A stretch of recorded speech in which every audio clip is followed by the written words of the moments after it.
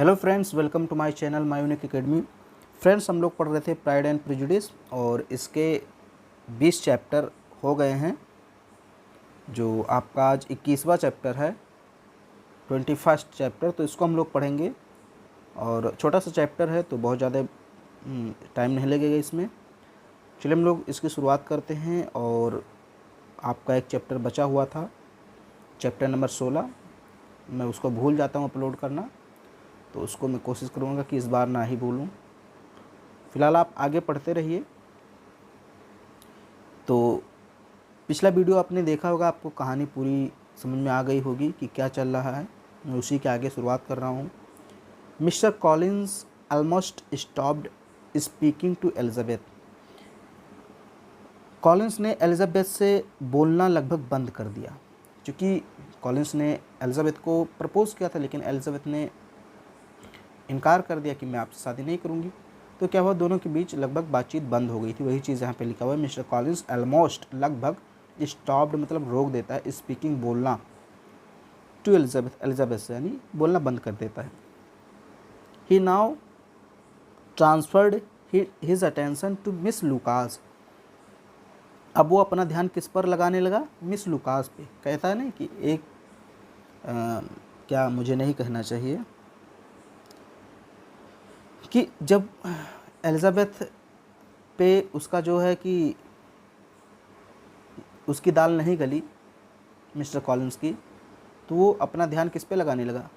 Elizabeth की एक दोस्त थी मिस लुकास, उस पर लगाने लगा कि चलो अब इसी को पटाते हैं। जस्ट आफ्टर ब्रेकफास्ट, ब्रेकफास्ट के तुरंत बाद यानी नाश्ते के तुरंत बाद, द गर्ल्स वॉक टू मैरिटन। जो लड़कियां थीं यानी कि जो बहनें थीं, गर्ल्स का मतलब यहाँ पे क्या हो गया, जो 4-5 बहनें थीं मिसेस बेनेट की, उनकी बात हो रही। तो वे गर्ल्स, वो लड़कियाँ वॉकड गई टू मैरिटन। मैरिटन एक स्थान का नाम था, मैंने आपको बताया था। टू इंक्वायर, पूछने के लिए, अबाउट विकहम्स रिटर्न फ्रॉम लंदन, कि क्या विकहम लंदन से लौट आया या नहीं। तो नाश्ते के तुरंत बाद लड़कियां यह मालूम करने मैरिटन पैदल गईं कि क्या विकहम लंदन से लौटा या नहीं।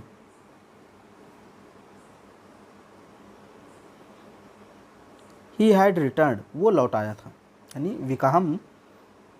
विकहम को याद रखिएगा, यही जो है लास्ट में आपको साबित होगा कि ये विलन है।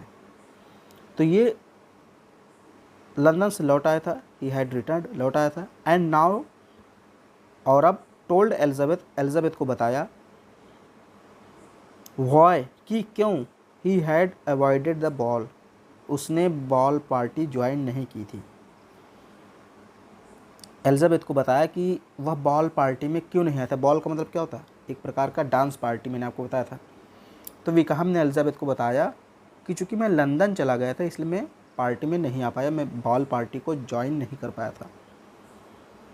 When the girls walk back to Longbourn, जब लड़कियां वापस लॉन्गबोर्न आई, यानी अपने घर जहाँ पे बेनेट परिवार रहता था, वहाँ पे जब वो लोग लड़कियां वापस आईं, विकहम एकम्पनीड देम, तो विकहम का साथ भी उन लोगों के साथ था, यानी विकहम भी साथ में था। एकम्पनीड का मतलब होता है साथ देना। विकहम एकम्पनीड देम, विकहम भी उनके साथ था।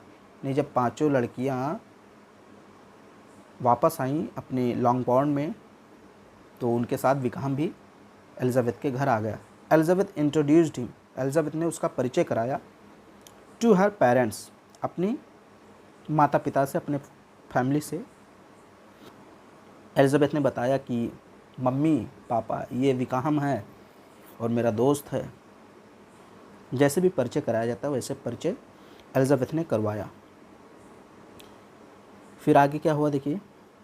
Now Jane received a letter from Caroline Bingley. अब ये कैरोलिन बिंगले कौन थी? ये मिस्टर बिंगले की बहन थी। ये थोड़ी सी एक प्रकार से घमंडी थी, आप कह सकते हैं। मैंने आपको इसके बारे में बताया था। अब मैं थोड़ा सा एक बार फिर से आपको कहानी 1 मिनट में बता देता हूँ कि जो एलिजाबेथ थी वो कहीं ना कहीं डार्सी को पसंद करती थी, और जो जेन थी जेन, वो आपको पता होगा मिस्टर बिंगले को पसंद करती थी।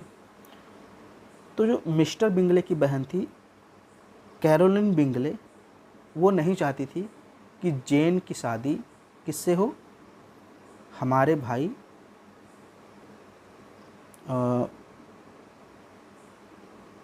बिंगले से हो। तो उसने जो है उसका एक लेटर आया, ये देखिए लिखा है, now Jane received a letter. अब जेन को एक लेटर रिसीव हुआ, एक लेटर प्राप्त हुआ from Caroline Bingley, Caroline Bingley के द्वारा एक पत्र प्राप्त हुआ, विच इन्फॉर्म्ड, जिसमें यह सूचना दी गई थी दैट की Bingley family had left Netherfield for good. For good का मतलब होता है हमेशा के लिए, याद रखिएगा ये एक फ्रेज़ है। उसमें लिखा था कि मिस्टर बिंगले की जो फैमिली थी उसने नीदरफील्ड को हमेशा के लिए छोड़ दिया है। नीदरफील्ड उस स्थान का नाम है जहाँ पर बिंगले परिवार रहता था।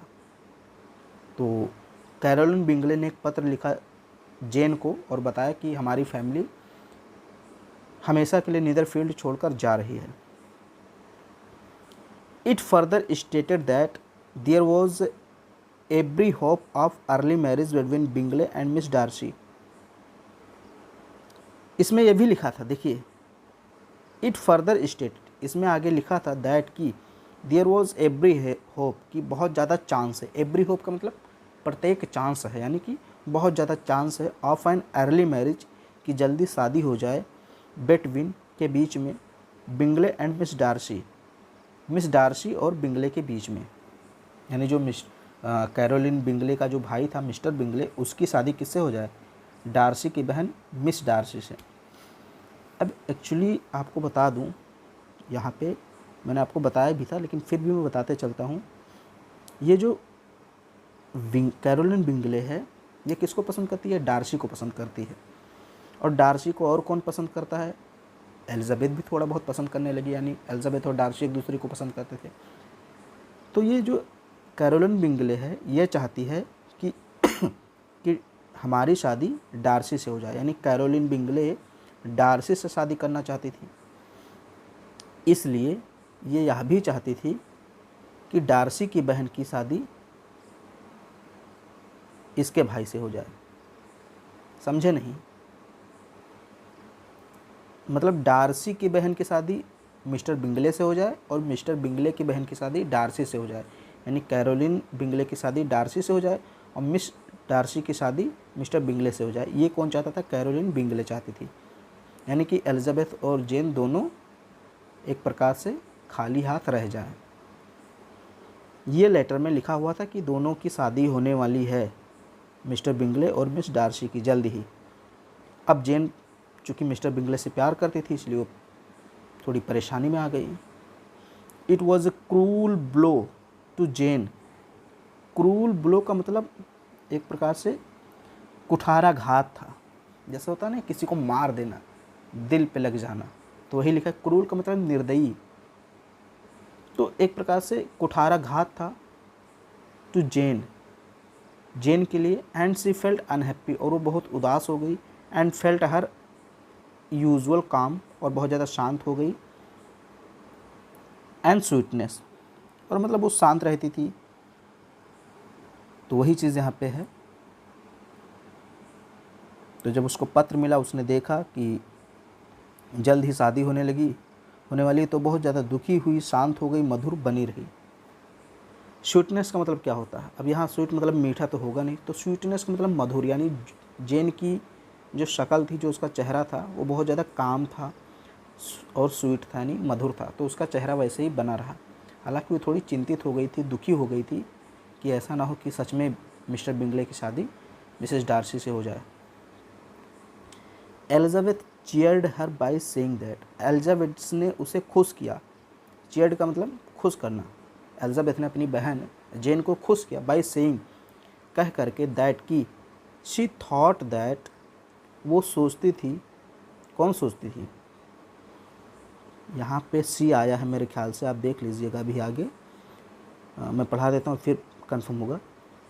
तो एलिजाबेथ ने जेन से बताया कि she thought that miss Bingley wanted to keep her brother away from Jane because she herself wanted to marry Darcy.